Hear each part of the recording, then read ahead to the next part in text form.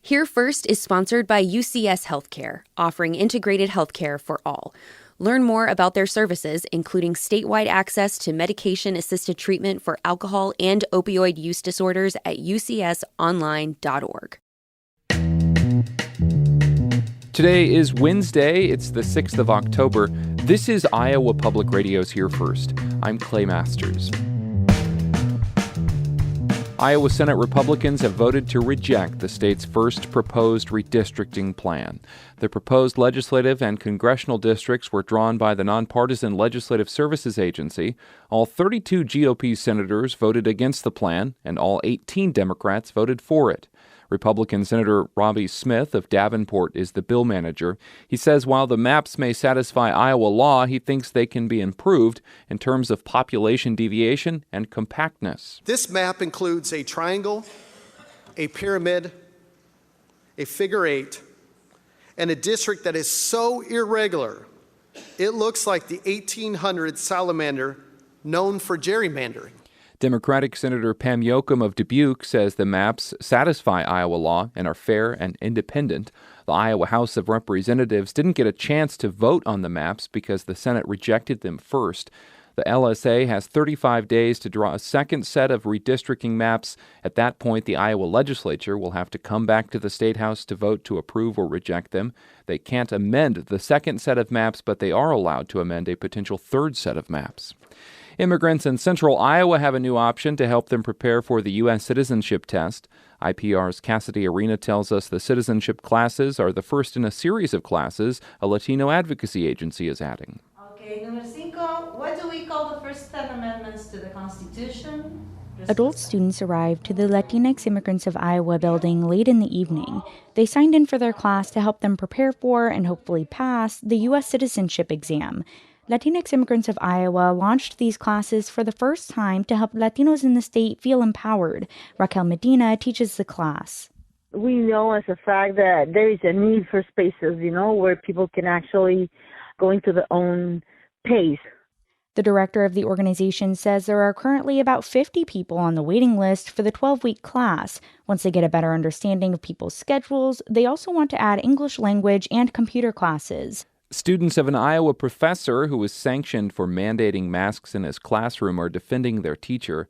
Last week, Steve O'Kane was relieved from his in-person teaching duties at the University of Northern Iowa. Students in his plant systematics class penned a letter of support for him yesterday. That was forwarded to the Board of Regents and school administrators. Student Brian Yaramati says the class willingly followed O'Kane's mask mandate, saying the professor was following science. I'd obviously rather have Dr. O'Kane and the doctors and professors at these colleges make these decisions for me rather than the Board of Regents who I think this shows don't have the students' best interests in mind. The Board of Regents has prohibited the state universities from requiring masks even as the infectious Delta variant continues to spread. And the Meskwaki Nation's Tribal Health Center is getting national recognition for its COVID-19 vaccination efforts. The health clinic's approximately 50-person staff is receiving the Heroes in Health Award. It's the National Indian Health Board's most prestigious award. Rudy Pepaki is the director of the Meskwaki Health Clinic. He estimates just under 90% of the settlement's eligible population is fully vaccinated. That's much higher than the state average of 63%, according to the CDC. Pepaki says the tribe used CARES Act funding to offer Visa gift cards as incentives for tribal employees and local Native Americans to get the shot. The people that were on the fence were the ones that kind of said, well, hey, for a couple $100, I'm willing to get the vaccine now. He says the center also used federal funding to purchase a travel bus to create a mobile clinic. This is Iowa Public Radio's Here First. I'm Clay Masters. Hi, I'm Lulu Garcia Navarro. There is a saying that's attributed to Socrates that goes, I know that I know nothing. With every story, reporters at NPR and this station aim to get to the root of what the story is, not what we think it is. And then we report what we learn. Support the journalism you know you can trust. Give to this station today. Donate now at iowapublicradio.org. And thanks. Yesterday was a one-day special legislative session in Iowa. Lawmakers were back in Des Moines to vote on new legislative and congressional maps that were drawn by the nonpartisan Legislative Services Agency. And Republicans in the Iowa Senate rejected the first set of proposed redistricting maps. So that means the Legislative Services Agency has to draw a second plan. So here with us to sort it out is IPR state government reporter Katerina Sestarek. Hello, Katerina. Good morning, Clay. First off, why did Senate Republicans reject the maps? They said they were concerned that some of the districts were very irregularly shaped. Iowa law calls for districts to be about equal in population and to be compact, and that the ideal shapes of a district would be a square or a rectangle. But the GOP called out a few districts that they described as shaped like a figure eight and a salamander. They said that they want the LSA to do a better job of balancing compactness of the districts with trying to achieve that equal population in each district. So all 32 Republican senators voted to reject the maps, and all 18 Democrats voted to approve them, saying that the maps are fair and independent and that they do satisfy Iowa law in terms of those criteria. The Democrats say that the reasons Republicans are giving for rejecting the maps aren't really legitimate.